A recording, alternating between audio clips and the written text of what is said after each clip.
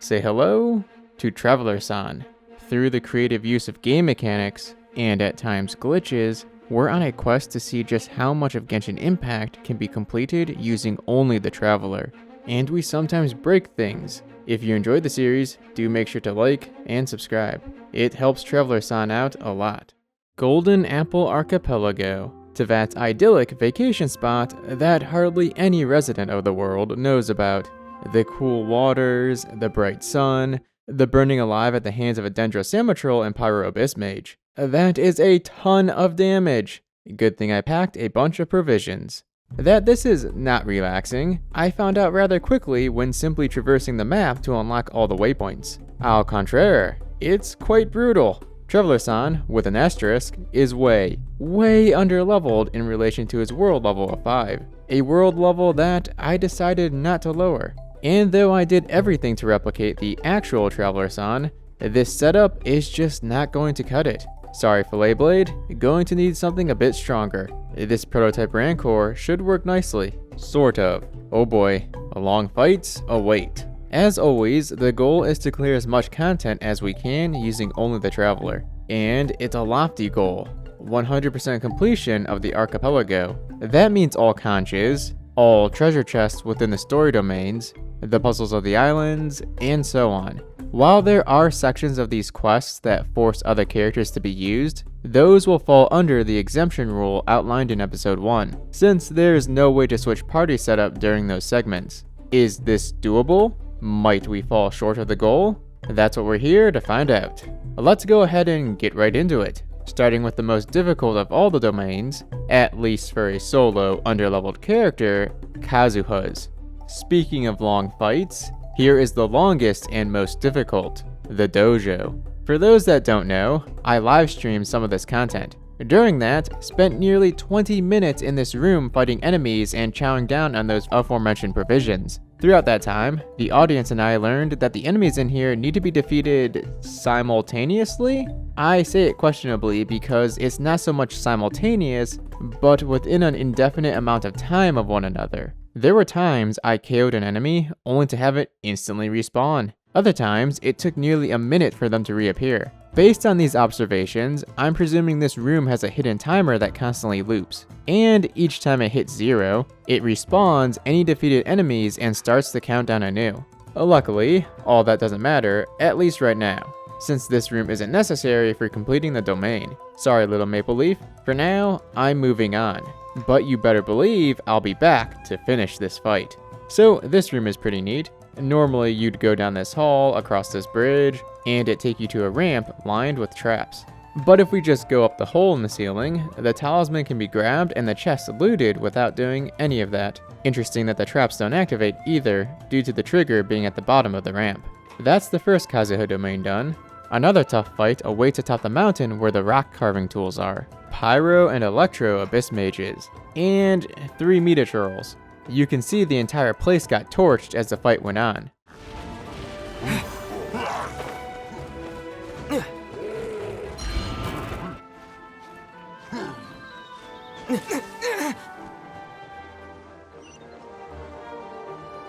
Psych! Saved him, somehow. Pretty sure I saw his back hit the ground. I tried to lure just one of the enemies out by using a Harpastum, but it instead alerted all of them. Not cool. While I managed to take down the Electro Abyss Mage, it became apparent that breaking the Pyro Shield without being able to swirl Electro would take too long. And even when I did break it, the Metatrolls would swarm me and prevent me from attacking the Mage. The Metatrolls had to go. That's 1, 2, and 3. Oh no you don't, Abyss Mage. I know all about what happens when you guys fall off cliffs with your shield broken. I'll pass on having you reset at your spawn point with a fully replenished shield.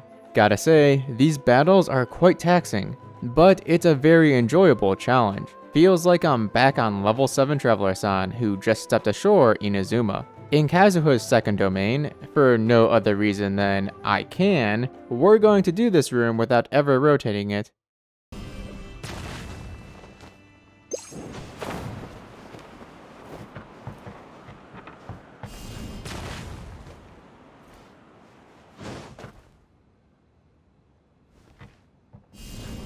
Terra Smash!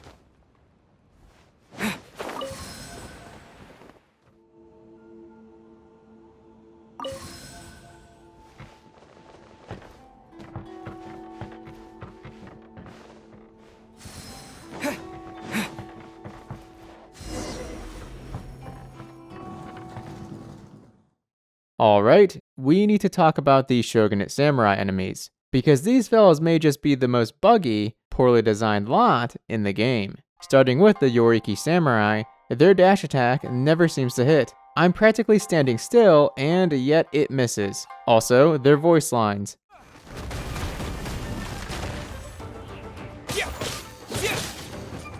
Clear cut! Slash! So corny, but I'd be lying if I said I didn't love it. Took a while, but he finally went down without ever landing a single hit. Just a quick aside to grab this upside down treasure chest from within the wind barrier.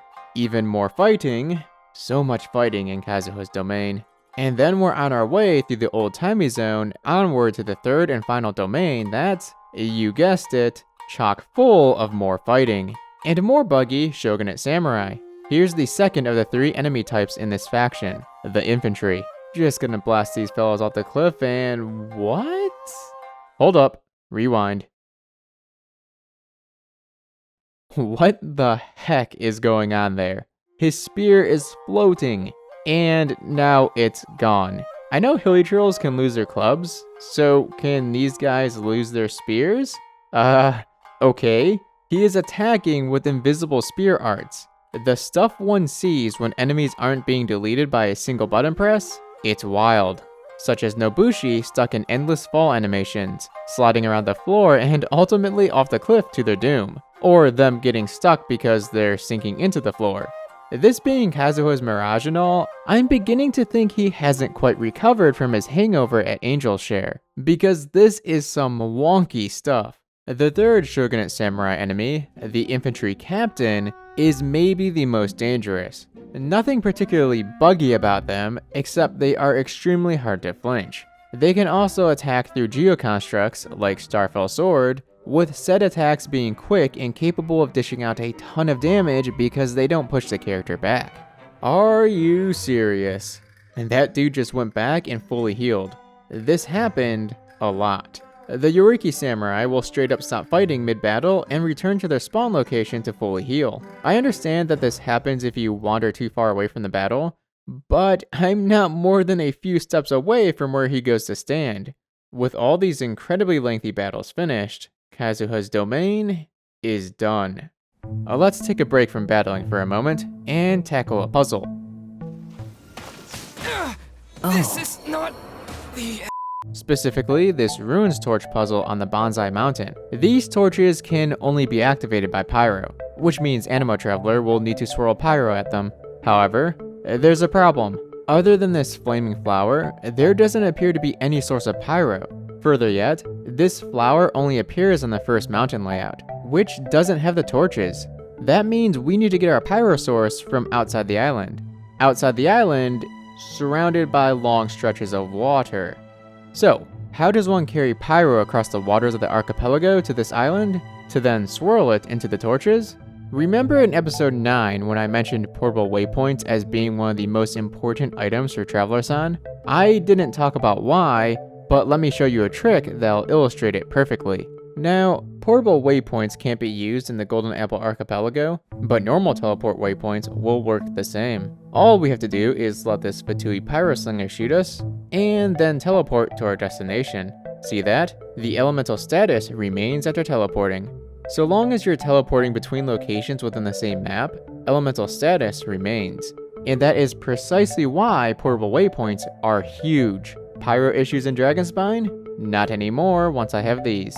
Animo Traveler-san will receive a huge boost to his puzzle solving ability. Speaking of, I got the fire down here and lighting these. Tornado time.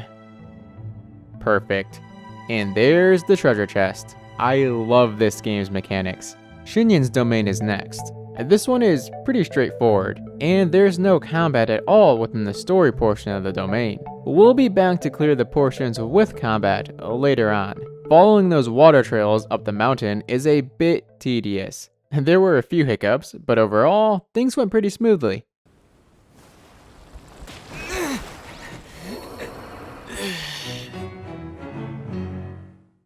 That just happened. To be fair, I set things up so it would. But this actually happened to me on my main account, and it was quite the surprise. We can dredge all the blockages. Oh.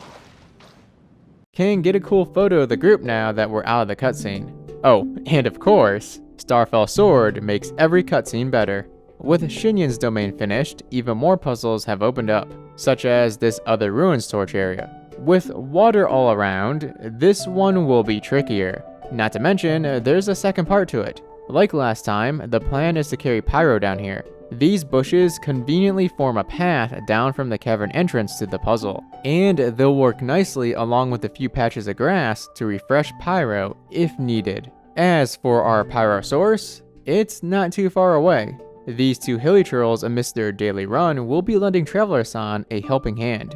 Just wait for them to stop outside the cave, nab their attention and have them chase us inside. 1 down, and 2, gotta climb this wall to get to the next one, a bit too far to jump, but the last can be jumped to after climbing over to the third again. Now just the monument itself. Though I can tell you right now that there's going to be a problem, and that problem is the auto-targeting system. See this? Travelersan aims at the ruins torch despite it already being activated. There's no area outside the water to stand and use Palm Vortex on the monument without having him instead turn towards one of those, so we're going to need the tornado. I think this spot will be good.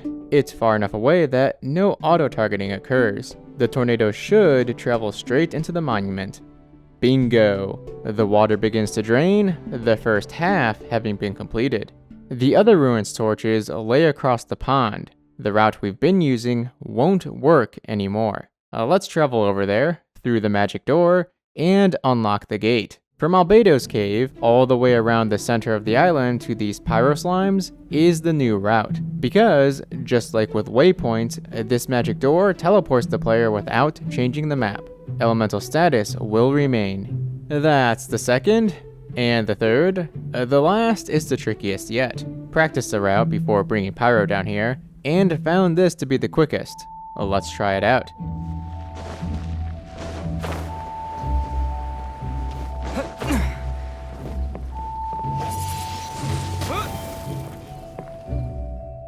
And finally, the water has fully drained.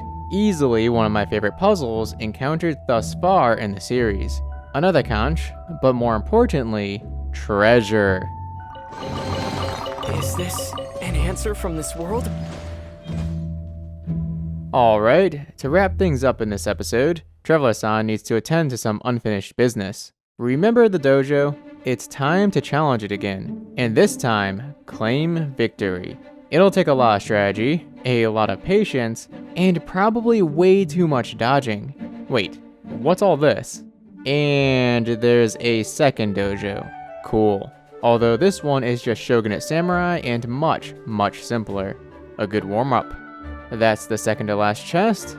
Now, on to what I came here for.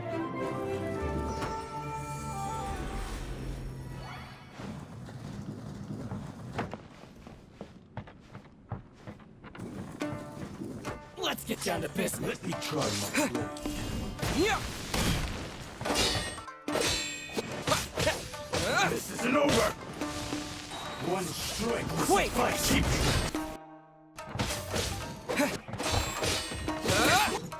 Yeah.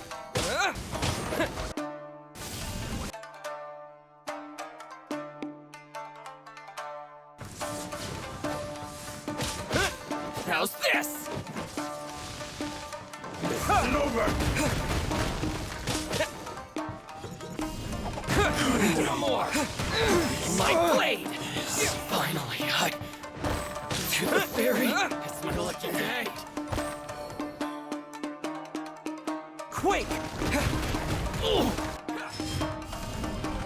Yeah. Yeah.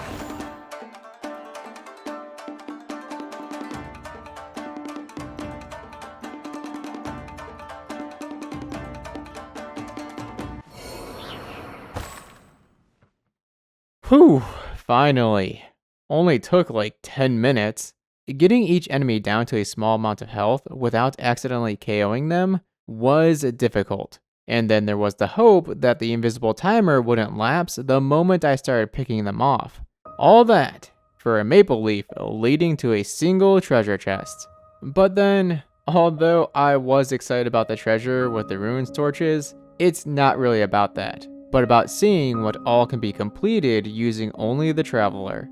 Thank you so much for tuning into this week's episode. Enjoying the series? Make sure to like, subscribe, and share. It truly does help me out. Also, feel free to follow me on Twitter at Musashiden. I sometimes share sneak peeks over there, and other things.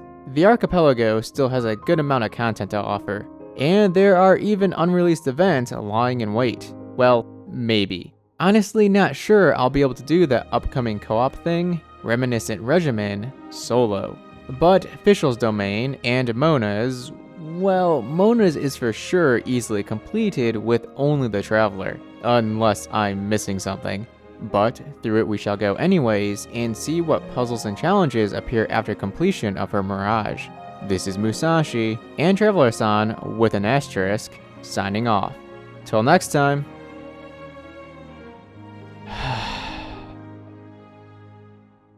Gosh dang it.